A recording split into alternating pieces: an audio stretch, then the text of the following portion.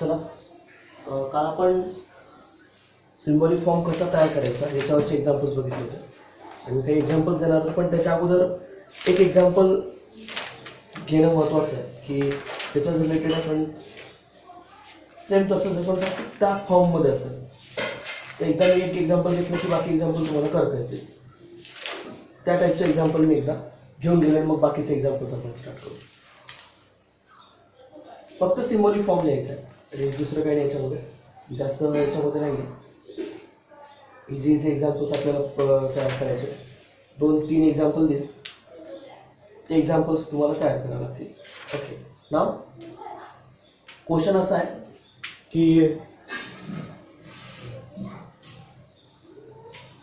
वेगळा क्वेश्चन तयार करायचा, कारण आपले मागचे 3 क्वेश्चन झाले. आता हा 4था क्वेश्चन असेल तर question number 4. Question number 4, if a P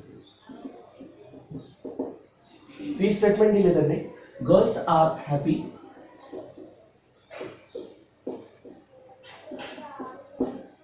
आणि क्यू स्टेटमेंट दिलेलं आहे त्यांनी, girls are play.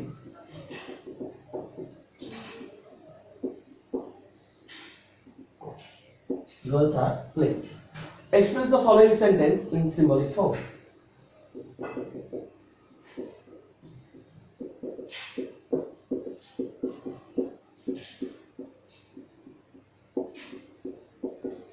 Sentence in a symbolic form.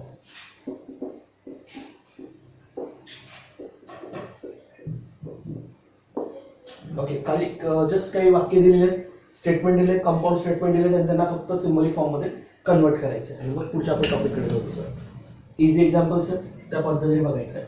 पहिलं त्याच्यातलं चौथ्या मधलं फर्स्ट दिले काय, either the girls are happy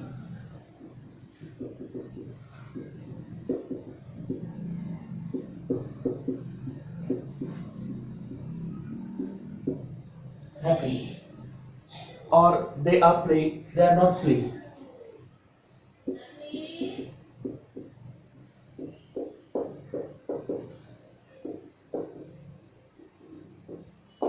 They are not playing.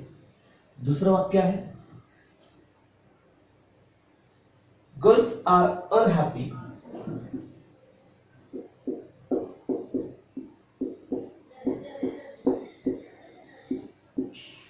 girls are unhappy but they are playing.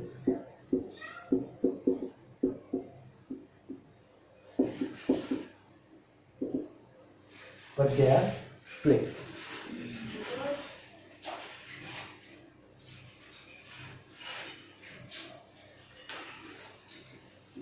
Third, it is not true that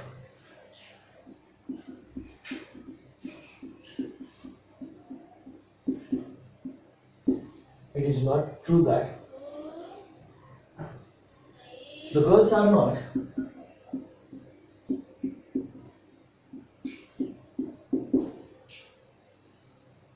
playing but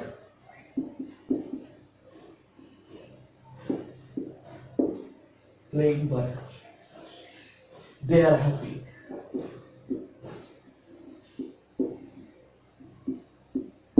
okay, now symbolic फॉर्मचाच example आहे की आपण जे मागचे सिम्बॉलिक फॉर्म जे घेतले होते त्या सिम्बॉलिक फॉर्म मध्ये आपल्याला फक्त एक वाक्य दिलेलं असायचं, त्याच्यात आपल्याला पी स्टेटमेंट लिहावं लागायचा, क्यू स्टेटमेंट लिहावं लागायचा. पण याच्यामध्ये तसं काही नाही. आपल्याला याच्यामध्ये त्यांनी पी स्टेटमेंट दिलेलं आहे, क्यू स्टेटमेंट पण ऑलरेडी दिलेलं आहे, सेपरेट स्टेटमेंट दिलेलं आहे आणि त्यांनी फक्त एवढं सांगितलं की हे जे खाली एक्झाम्पल दिलेले आहेत ह्या एक्झाम्पल्सला फक्त सिम्बॉलिक फॉर्म मध्ये कन्वर्ट करा. त्यांनी ज्या दिलेल्या पी स्टेटमेंट क्यू स्टेटमेंट असेल त्याच्यानुसार आपल्याला सिम्बॉलिक फॉर्म द्यायचा आहे. फक्त काही नाही, त्याला फक्त सिम्बॉलिक फॉर्म मध्ये लिहायचं. तर पहिल्या वाक्याचा सिम्बॉलिक फॉर्म सांगा. चला कसं असेल सिम्बॉलिक फॉर्म, पहिल्या वाक्याचा symbolic form. Either first statement काय, either the girls are happy or they are not playing. they म्हणजे गर्ल्स. ओके, नाव मग कसं लिहिणार सांगा बरं मग सिम्बॉलिक फॉर्म मध्ये. आयदर और केव्हा वापरतो, आयदर और केव्हा वापरतो,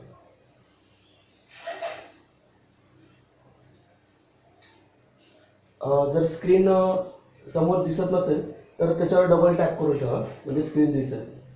ओके, और असेल त्यावेळेला, बरोबर ना. आयदर और केव्हा वापरतो आपण, ज्या वेळेला ऑर लॉजिकल कनेक्टिव्ह असेल त्यावेळेला, बरोबर ना. मग त्यांनी पी स्टेटमेंट ऑलरेडी तसं दिलेलं आहे, द गर्ल्स आर हॅपी, म्हणजे पहिलं स्टेटमेंट ऍज इट इज आहे.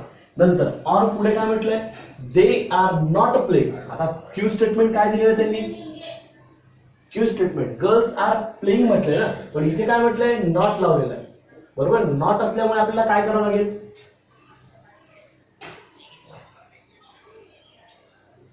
निगेशन यूज करावं लागेल. मग सिम्बॉलिक फॉर्म कसा असेल, आयदर ऑर आहे, ऑर लॉजिकल कनेक्टिव्ह आहे, पी स्टेटमेंट ऍज इज आहे, नंतर क्यू, याच्यामध्ये निगेशन येत आहे. मग कसं असेल, P or negation Q. Okay, नाव सेकंड स्टेटमेंट साठी माईक म्यूट करायचा आपला, माईक लगेच म्यूट करून द्यायचा आहे, विचारलं तेव्हा सांगायचं नक्कीच. ओके, चला नेक्स्ट सेकंड मध्ये गर्ल्स आर अनहॅपी. काय म्हटलं त्यांनी, girls are, Vaibhav idea off करतो.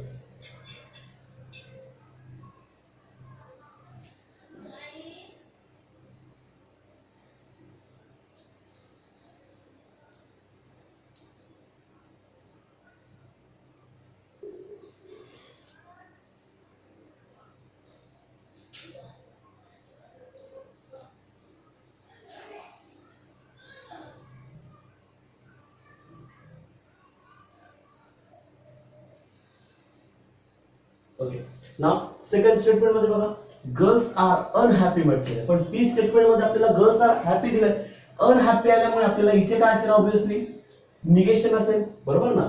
दॅट्स नॉट असणार आहे. अनहॅपी किंवा त्याचं एक्झॅक्टली अपोजिट असेल तर ऑब्विसली निगेशन आलं पाहिजे. बट हा वर्ड आला की आपण कुठलं कनेक्टिव्ह वापरतो, अँड वापरतो, बरोबर ना. They are playing. मग सांगा आता ऑब्विसली कसं लिहिणार वाक्य, निगेशन,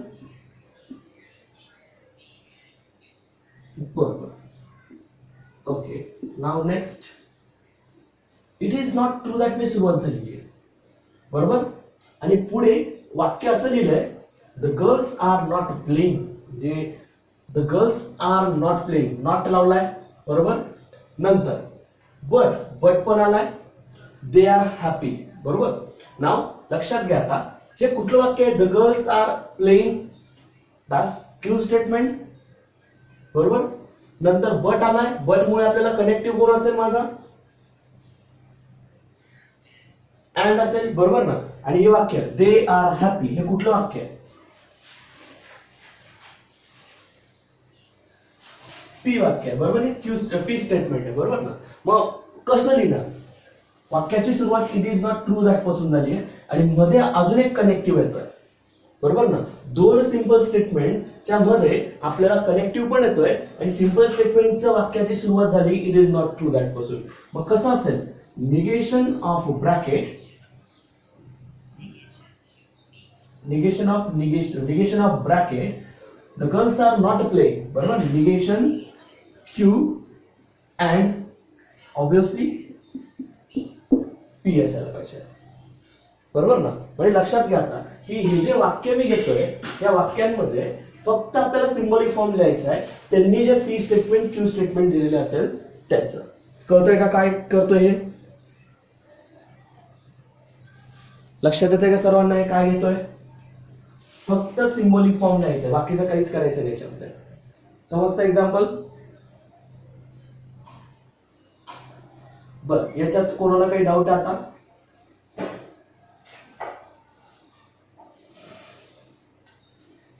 याच्यात कोणाला काही डाऊट, या टाइपच्या एक्झाम्पल मध्ये चालते. याच्या रिलेटेड जवळपास मी अजून तीन चार एक्झाम्पल देते. ते एक्झाम्पल याच फॉर्म मध्ये, फक्त एवढंच की वाक्य कमी जास्त असतील, तुम्हाला सिम्बॉलिक फॉर्म करायचे, फक्त एवढं लिहायचं, बाकीचं काहीच नाही.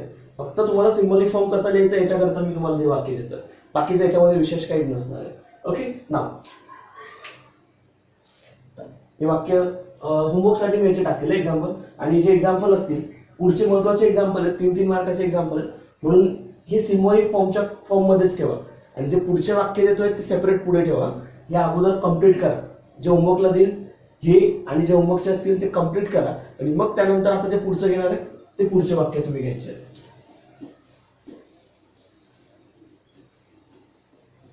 हा मग हेच होतं एक्झाम्पल, याच्या रिलेटेड अजून नाही, कारण हे एक्झाम्पल घेतल्याशिवाय होमवर्कला देता येणार नाही. या टाईपचे झाला का एखादा मग काय हरकत नाही. त्या टाईपमध्ये झालेलं राहिलं असतं तर मी लगेच कालच देऊन दिलं असतं, पण ठीक आहे, काय हरकत नाही.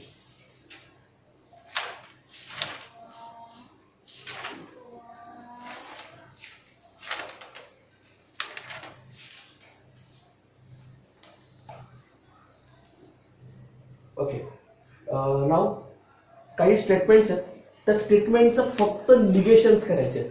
काय करायचंय? फक्त निगेशन्स. लक्षात घ्या. क्वेश्चन नंबर, काही क्वेश्चन्स आहेत, आता लक्षात घ्या. हे जे क्वेश्चन्स होते ते क्वेश्चन्स मी देणार तुम्हाला. हा चौथा क्वेश्चन होता ना, 1 2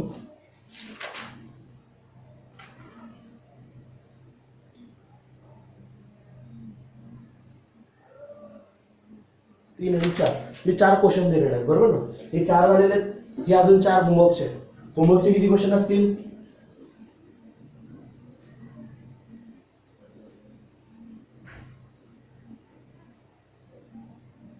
5 to 8, म्हणजे 5व्या पासून तर 8व्या पर्यंत होमवर्कचे क्वेश्चन असतील.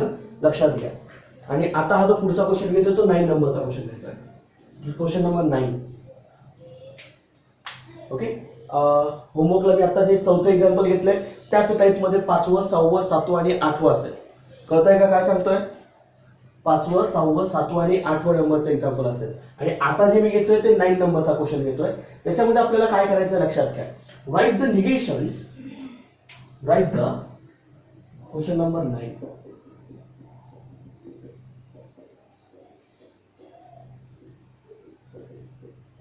Write the negations of the following.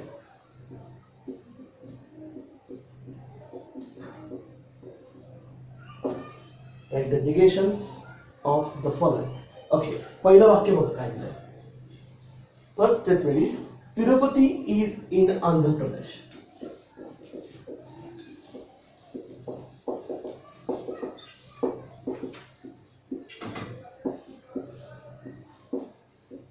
Okay, फक्त निगेशन करायचं आहे. निगेशन करण्यासाठी आपण फक्त लॉजिकल कनेक्टिव्ह काय वापरत असतो?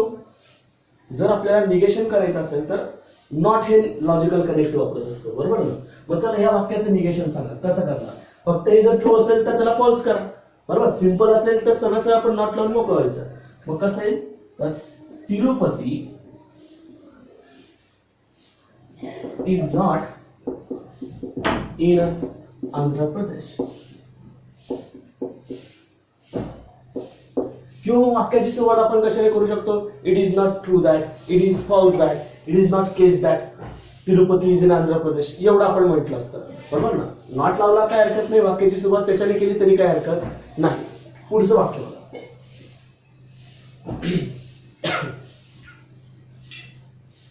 काय झालं? नाही, आपल्याला फक्त निगेशन्स करायचे ना, सिम्बॉलिक फॉर्म थोडी सांगितलेलं आहे आपल्याला. सिम्बॉलिक फॉर्म सांगितलेला नाही. सिम्बॉलिक फॉर्म किंवा जेव्हा कंपाऊंड स्टेटमेंट असेल त्यावेळेला आपण सिम्बॉलिक फॉर्म, त्यांनी जे सांगितलं तेवढं करायचं फक्त. Write the negation of the following. आलं का लक्षात?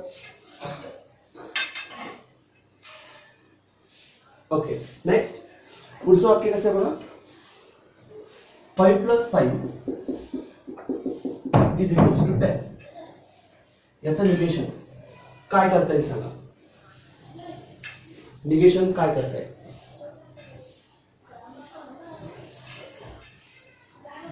बरोबर, दस इज नॉट इक्वल्स टू 10. अजून एखादा सांगाल? इथे इक्वॅलिटी ना, इथे इक्वॅलिटी आपण असं पण लिहू शकतो ना, 5 + 5 ग्रेटर दॅन 10 असं लिहू शकतो, किंवा 5 + 5 लेस दॅन 10 असं लिहू शकतो. तिघांपैकी कोणतीही पॉसिबिलिटी तुम्हाला चालेल, कोणतीही. तुम्ही एक जरी नाव दिलात तरी काही प्रॉब्लेम नाही, दोघं लिहिलात तरी काही प्रॉब्लेम नाही. निगेशन करायचंय फक्त. हे जर ट्रू आहे याला फॉल्स करा फक्त. Now third number, Rome is in Italy.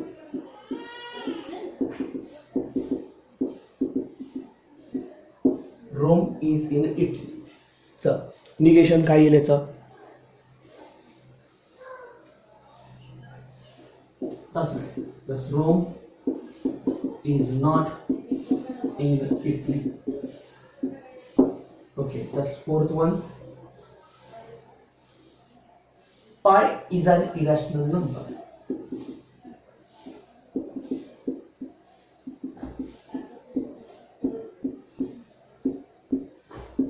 चला मग सांगायचं पण सिंपल असेल पाय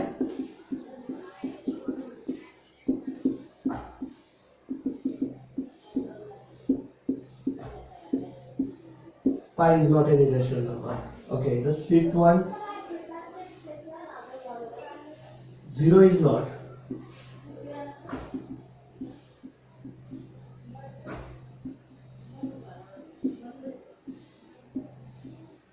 complex number. काय असेल याचं निगेशन बघू. काय जर नॉट आला असेल तर त्या नॉटला काढून टाकायचं तर निगेशन होत आहे. Thus 0 is complex number.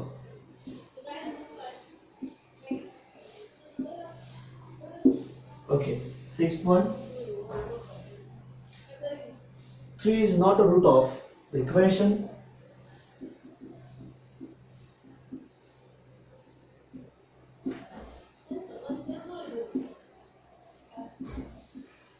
Three is not a root of equation. X square plus 3x minus 18 is equals to 0. चला काय असेल याचं सोल्युशन.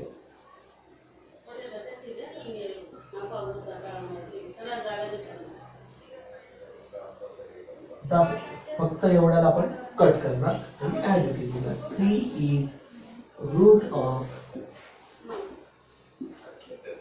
equation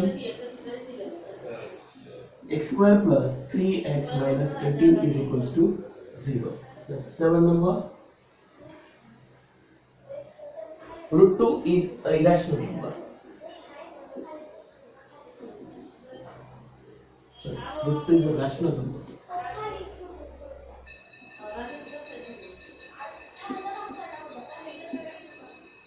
Okay, काय याचं मग negation. Root is not a, root 2 is not a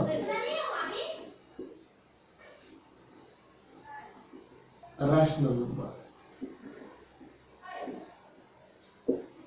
That's one. Okay, and the last one is the next one is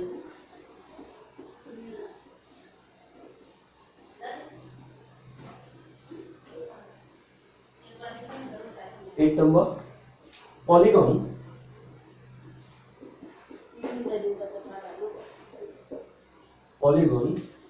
A B C D E is a pentagon.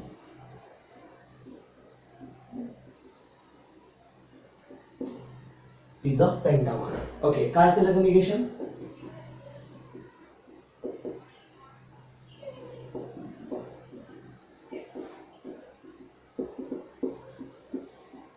Pentagon is not a pentagon. And then last one is 7 plus 3 greater than 5. So सांगा.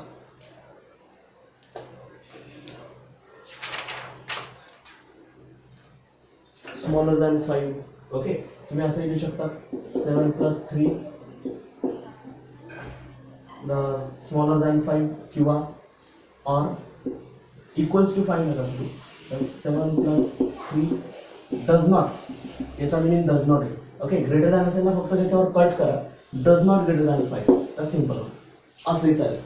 दोघे form चालतील, त्यात काही problem नाही. जर हे असं satisfy होत असेल तरी त्याचं निगेशन झालं किंवा ह्या पद्धतीने त्याचं निगेशन करायचं आहे. बरं, आता ह्या निगेशन्स मध्ये कोणाला काही डाऊट आहे का? सगळ्यांना समजतायत? सगळ्यांना समजतायत का?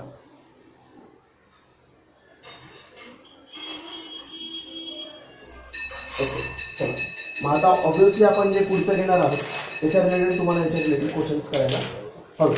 कसं असेल काय असेल हे तुम्हाला आता समजायला पाहिजे. किंवा आपण कंपाऊंड स्टेटमेंटच्या ज्या ट्रूथ व्हॅल्यू काढल्या त्या पद्धतीने आपल्याला कळायला पाहिजे. ओके, आता पुढची जी मी काही वाक्य देतोय त्या वाक्यांमध्ये आपल्याला स्टेटमेंटच्या काही ट्रूथ व्हॅल्यूज दिलेल्या आहेत आणि त्या ट्रूथ व्हॅल्यूचा वापर करून आपल्याला फक्त सिम्बॉलिक फॉर्मची ट्रुथ व्हॅल्यू काढायची आहे. सिम्बॉलिक फॉर्मची ट्रुथ व्हॅल्यू काढायची आणि ती कशी काढायची ते आपण बघू. आपण नाव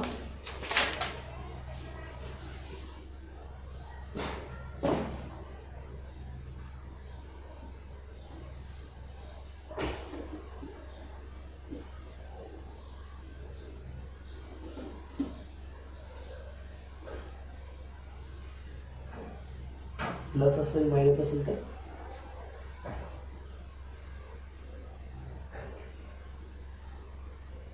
नाही, तसं नाही चालणार. इनइक्वालिटीवर आपली इक्वेशन कशावर डिपेंडेड आहे. इक्वेशन असेल तर आपल्याला त्याची इनइक्वालिटी बघावी लागेल. प्लस मायनसच्या साईनचा काही संबंध आहे त्याचा. निगेशन करताना आपण इक्वालिटीचा विचार करतो. इक्वेशन असलं की इक्वेशनचा विचार करणार, हे लक्षात असू द्या. ओके, काही स्टेटमेंट दिलेले आहेत, स्टेटमेंट बघू आपण आधी. If P, question number 10, if question बघा कसा असेल आणि तुम्हाला काही सिम्बॉलिक फॉर्म दिले त्यांच्या ट्रुथ व्हॅल्यूज तुम्हाला काढायच्या. If a P and Q, if P and Q are true statements,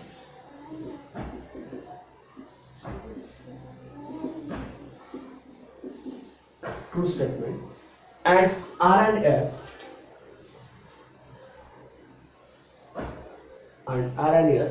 दोन स्टेटमेंट हे जे दिले येस आणि आर हे आपले रेग्युलर स्टेटमेंट आहे. R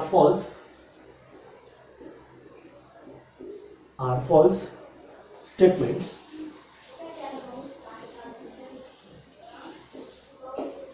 find the truth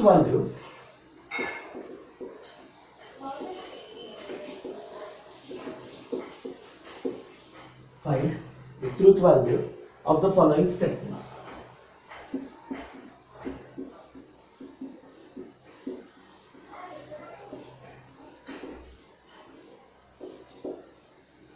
Of the following statements. बघा वाक्य कसं असतील. पहिला सिम्बॉलिक फॉर्म दिलेला आहे. आता व्यवस्थित बघा बरं का.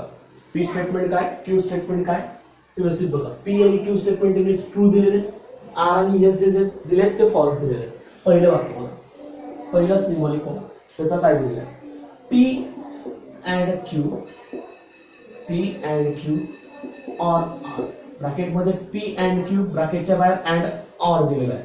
मग यातला आपल्याला फक्त ट्रुथ व्हॅल्यू काढायला हवी या कंबाईंड स्टेटमेंटची ट्रुथ व्हॅल्यू. जसं आपण कंपाऊंड स्टेटमेंट मध्ये शेवटी आन्सर काढलेत बघा.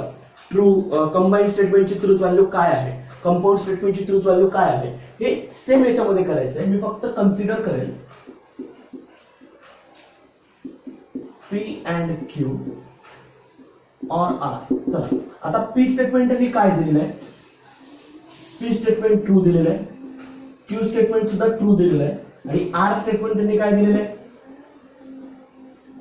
फॉल्स आहे. मग फक्त ब्रॅकेट मध्ये व्हॅल्यू लक्षात घ्या, true and true or false. काय केलं मी याच्यामध्ये, काय केलं, त्यांनी पी स्टेटमेंटची ट्रुथ व्हॅल्यू दिलेली होती, क्यू स्टेटमेंटची ट्रुथ व्हॅल्यू दिलेली होती, आर ची सुद्धा व्हॅल्यू दिलेली आहे आणि फक्त आपण काय केलं, जे सिम्बॉलिक फॉर्म आहे त्या सिम्बॉलिक फॉर्म मध्ये त्याच्या ट्रुथ व्हॅल्यूज काय केल्या, पुट केलं. आता आपल्याला लॉजिकल कनेक्टिव्हचा वापर करायचा आणि आपण जे ट्रुथ टेबल घेतले त्या ट्रुथ टेबलचा वापर करायचा आहे. आधी कधी पण लक्षात घ्या, ब्रॅकेट कधी पण सॉल्व्ह करायचा आणि मग बाकीच्यांचा विचार करायचा. ब्रॅकेट मध्ये जर बघितलं तर कुठला कनेक्टिव्ह आहे, अँड. मग ट्रू अँड ट्रू काय आहे, ट्रू हा ऑर आणि फॉल्स. मग रिझल्टंट व्हॅल्यू काय असेल, ट्रू ऑर फॉल्स, ट्रू. म्हणजे या कंपाऊंड स्टेटमेंटची ट्रुथ व्हॅल्यू काय आली, ट्रू आली. बस मला एवढंच फाइंड आउट करायचं होतं. ओके, नंतर सेकंड स्टेटमेंट बघा. आता सेकंड स्टेटमेंट तुम्ही सांगायचं आहे पी अँड ब्रॅकेटमध्ये r implies s, r implies s. Let's consider that p and ब्रॅकेटमध्ये आर इम्प्लाइज येस. चला, पी स्टेटमेंट ट्रू आहे अँड ब्रॅकेटमध्ये आर काय, यस काय, ओके, आधी ब्रॅकेट सॉल्व करा. False implies false, true and true, म्हणजे याची व्हॅल्यू काय आली इथे ट्रू, हा true and as it is ठेवला एवढा. ओके, आणि या ब्रॅकेटची व्हॅल्यू काय आली माझ्याकडे, ट्रू आली. मला सांगा ट्रू अँड ट्रू काय तो ट्रू. या कंपाऊंड सिम्बॉलिक फॉर्म, म्हणजे हा जो कंपाऊंड स्टेटमेंट मध्ये सिम्बॉलिक फॉर्म आहे त्याची ट्रू व्हॅल्यू ट्रू आली. नेक्स्ट व्यवस्थित बघा. आता काही आता थोडेसे हायर लेवल मध्ये जातील, थोडे जास्त लॉजिकल कनेक्टिव्ह असतील, तर काय करायचं, पी और Q double implies Q and R. चला, consider this P or Q double implies Q and R implies that. चला, P or Q and R. चला, P ची ट्रूथ व्हॅल्यू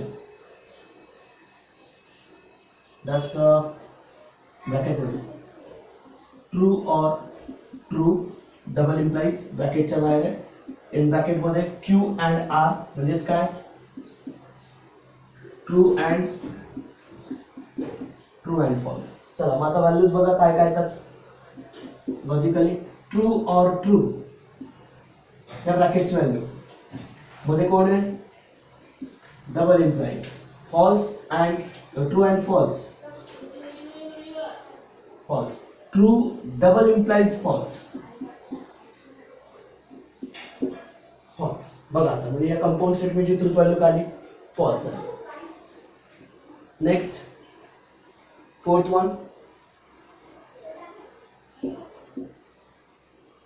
वन बघा.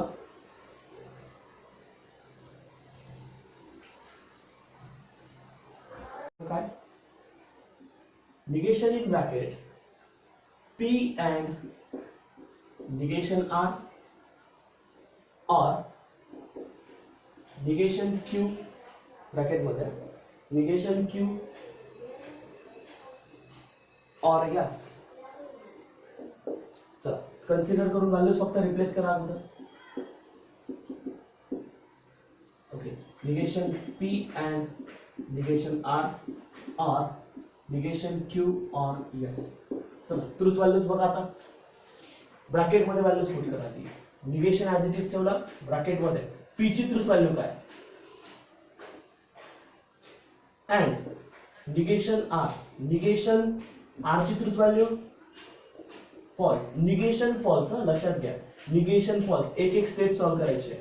आर ब्रॅकेट मध्ये negation Q, negation true, Q ची truth value true दिलेली, negation Q or yes काय false, or false दिलं.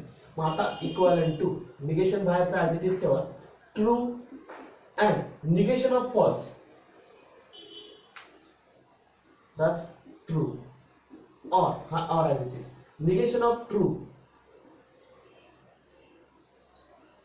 false or false. आता ब्रॅकेट सॉल्व करून घ्या.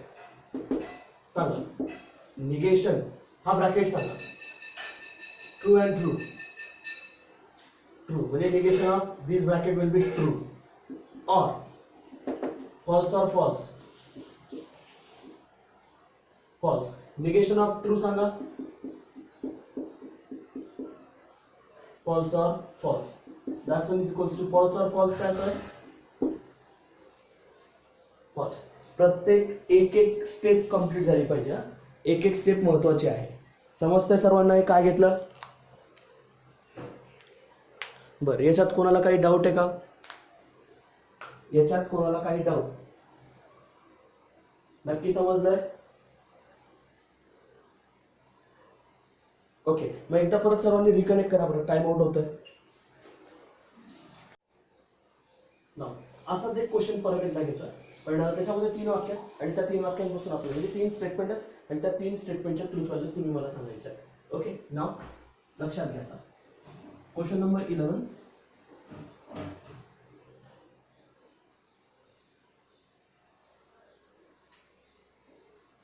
त्याच्यामध्ये पी चेंज होईल थोडंसं, P Q and R statement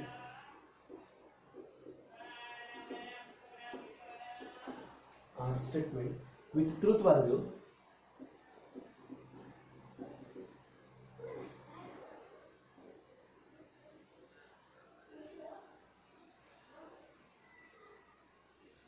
आता येतोय का? ठीक आहे. 11 नंबरचा क्वेश्चन आहे. सेम क्वेश्चन असेल, फक्त याच्यामध्ये 3 स्टेटमेंट आहेत आणि बाकीचे सॉल्व्ह करायचं आहे. If P, Q and R are statement with the truth values true, false, true respectively.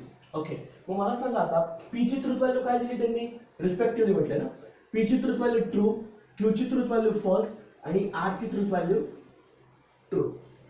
बरोबर ना? मग आता त्यांनी बघा पहिलं स्टेटमेंट काय दिलेलं आहे. पहिलं स्टेटमेंट काय दिलं तेच बघा आता, आणि मला त्याची ट्रूथ व्हॅल्यू सांगायची आहे. ओके, कोणाचा ऑडिओ ऑन बंद करा बरं. Kartik,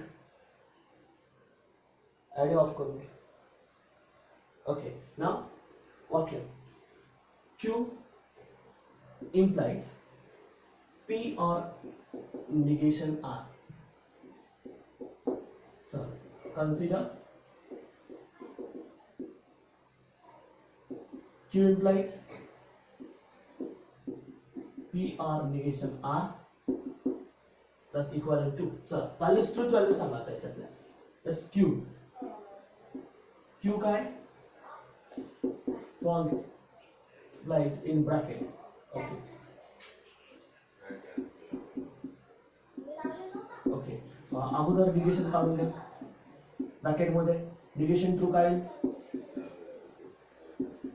false. True or false? Okay, false implies true.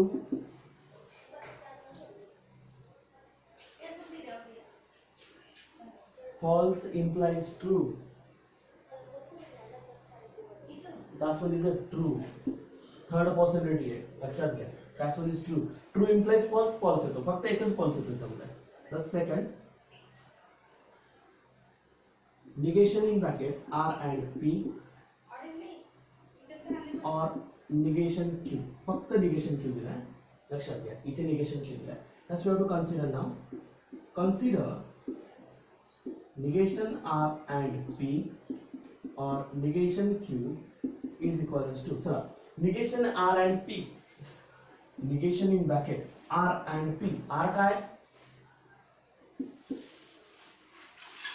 true and true. बरोबर ना? P आणि R दोघे ट्रू आहेत. ओके, और negation Q, negation false. बरोबर? निगेशन ट्रू अँड ट्रू काय येतो इथे? ट्रू. हा or as it is. Negation false, negation false काय येणार आहे? True. Okay, negation true or true. That's false or true? True. बघा आता कळतंय का? आता आहे बघा. आता याच्यात कोणाला काही doubt? Okay, next one is adding off करा बरं. P implies Q and R.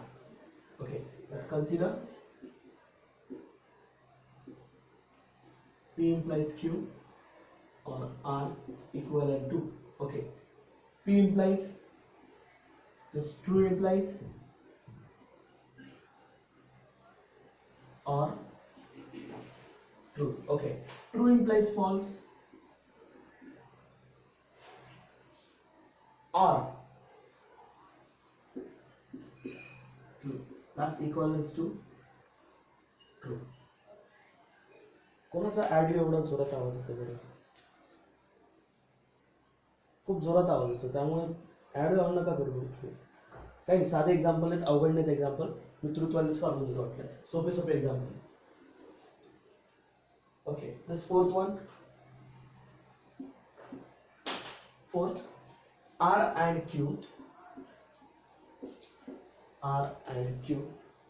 double implies negation P. बाकीच्यांना ब्लर दिसतंय का?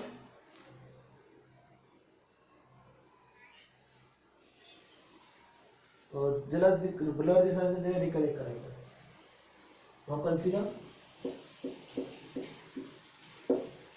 R and Q double implies negation 3. चला ट्रूथ व्हॅल्यूज पुट करून बघा आता. R and Q, R is true and false, true and false, double implies negation true. Which value? Negation true. That's true and false is false, कारण false असला की and logical condition false येणार. Negation of true, that's what is a false. False double implies false is true.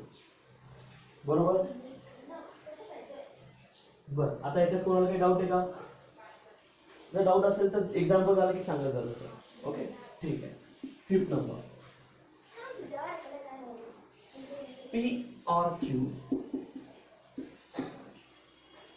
implies Q or R. Just consider again.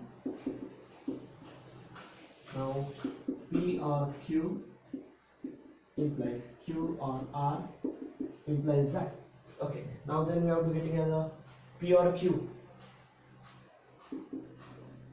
true or false implies false or true. Okay, true or false is false or true is true implies true is true. Bus enough आहे. एवढे जरी आपल्याला कळले तरी sufficient आहे. बरं, याच्यात कोणाला काही डाऊट आहे का?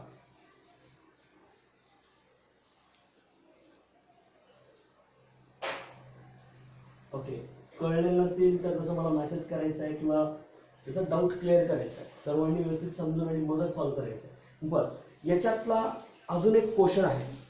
क्वेश्चन नंबर 4 तुमच्या एक्सरसाइज 1.1 मध्ये क्वेश्चन नंबर 4 आहे.